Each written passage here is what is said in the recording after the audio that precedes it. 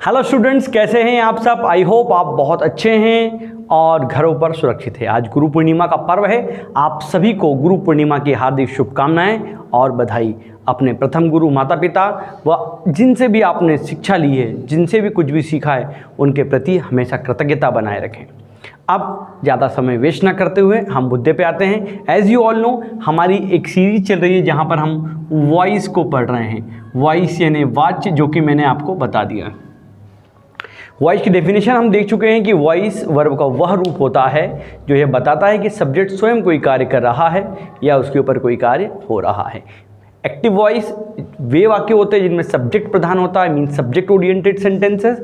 And passive voice means object oriented sentences. Basically passive voice उन्हीं sentence का बनाया जाता है जिनका एक्टिव नहीं बनता, क्योंकि जब सीधा बोल पाएंगे तो घुमा फिरा के क्यों बोलेंगे, है ना।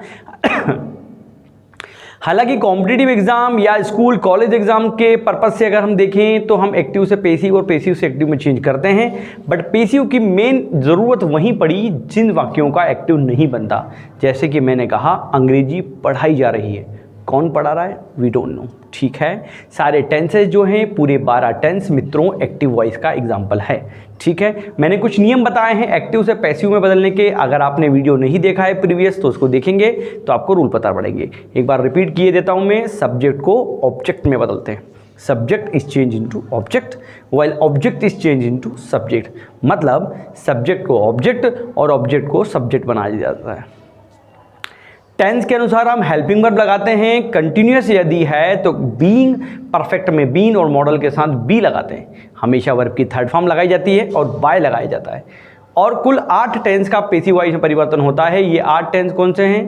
प्रेजेंट सिंपल, कंटिन्यूअस और परफेक्ट, पास्ट सिंपल, कंटिन्यूअस और परफेक्ट, और फ्यूचर सिंपल और फ्यूचर परफेक्ट। ये 8 टेंस है जिनका पैसिव वॉइस में परिवर्तन होता है। तो कुल मिला के दोस्तों 8 टेंसेस का ही पैसिव वॉइस में परिवर्तन होता है, उसके आगे नहीं होता है। ठीक है, उसके बाद कुछ स्पेशल सेंटेंसेस वाले केस होते हैं, वो स्पेशल रूल्स हैं, वो हम अलग से पढ़ेंगे। मींस इंपरेटिव सेंटेंस, रिक्वेस्ट वाले सेंटेंस, सारे अलग अलग।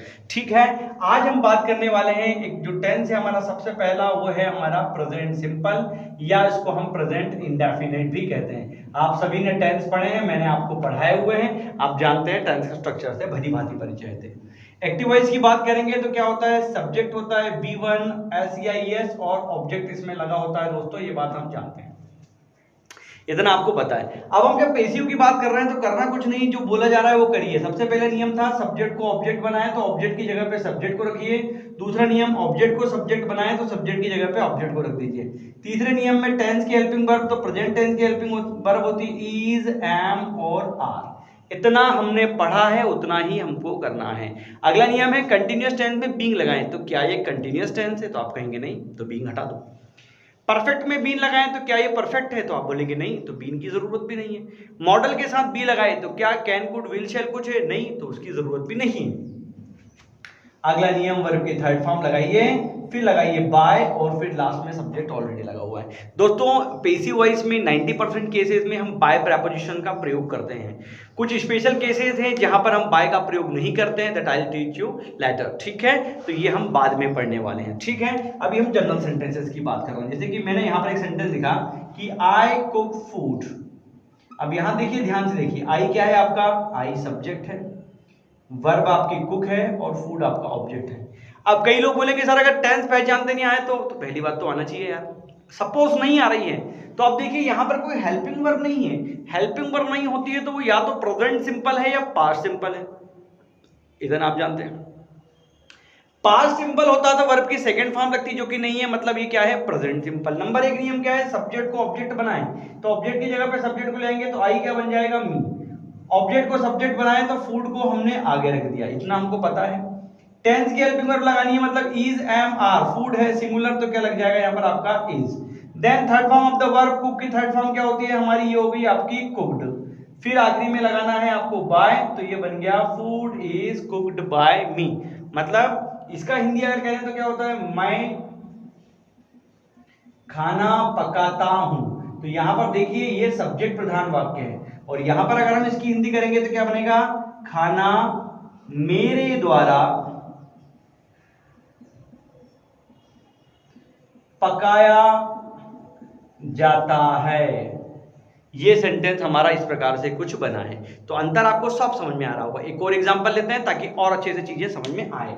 ठीक है, आप स्क्रीनशॉट लीजिएगा, मैं रब कर रहा हूं। ठीक, आगे चलते हैं। अब देखिए,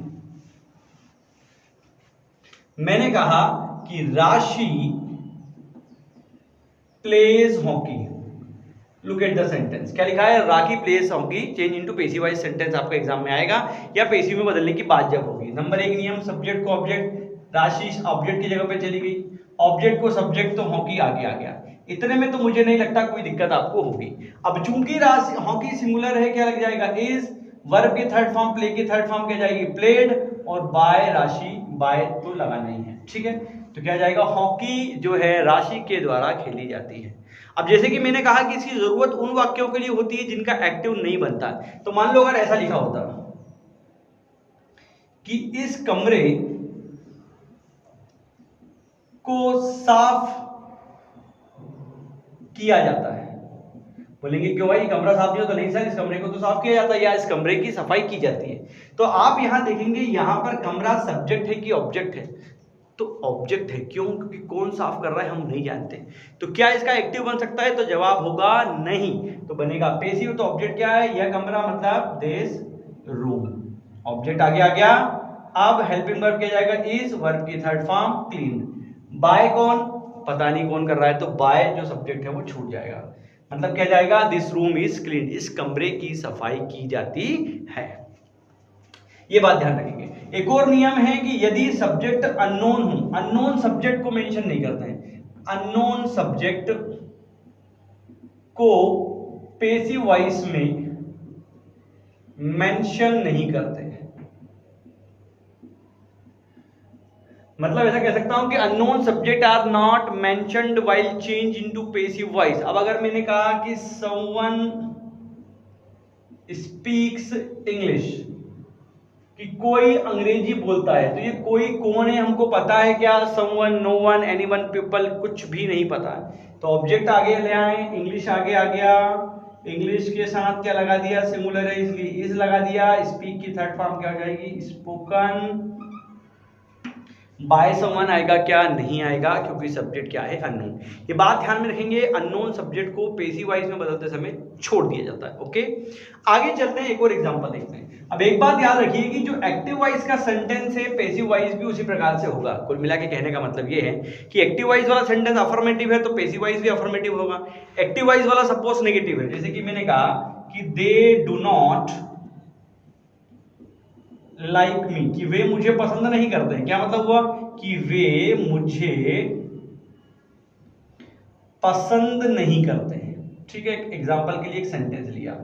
अब रूल लगा देते हैं अपन, ऑब्जेक्ट को आगे ले आए तो मी बन जाएगा आपका सब्जेक्टिव फॉर्म में आई, और दे को ले आएंगे इधर एंड में तो क्या बन जाएगा? देम। इसके पहले बाय आता है, ये अपन जानते ही हैं।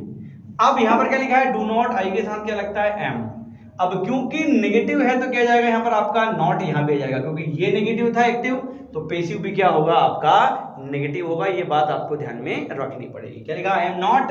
अब वर्ब की थर्ड फॉर्म तो क्या जाएगा यहाँ पर? लाइक की थर्ड फॉर्म लाइक्ड, और ये बन गया बाय देम, ऑलरेडी लगा हुआ था। मुझे उनके द्वारा पसंद नहीं किया जाता है। अब सपोज करो इंटरोगेटिव सेंटेंस होता तो, जैसे कि अगर मैं बोलूं कि भाई डज शी हेल्प राम, क्या वह राम की मदद करती है?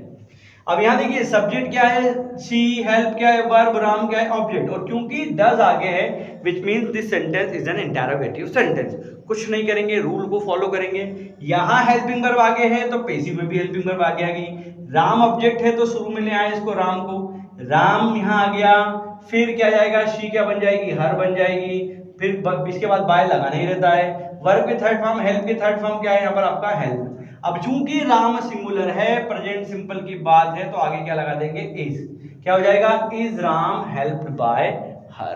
क्योंकि जब एक्टिव वॉइस इंटरोगेटिव है मित्रों, तो पेसिव वॉइस को भी इंटरोगेटिव होना पड़ेगा। आई होप ये चीजें आपको समझ में आई होंगी। ठीक है, अगर समझ में आई है तो लाइक और कमेंट करें वीडियो को, मुझे बताएं कि आपको ये वीडियो कैसा लगा है।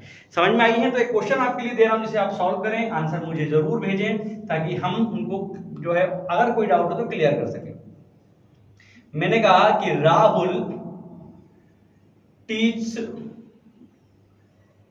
हिंदी। चलो राहुल हिंदी पढ़ाता है, इसको पेशी वाइज में आपको चेंज करना है और मुझे भेजना है। मैं देखना चाहता हूं कि आपको कितना समझ में आया है। फिर मुलाकात होगी अगले वीडियो में। Till then keep learning. जय हिंद।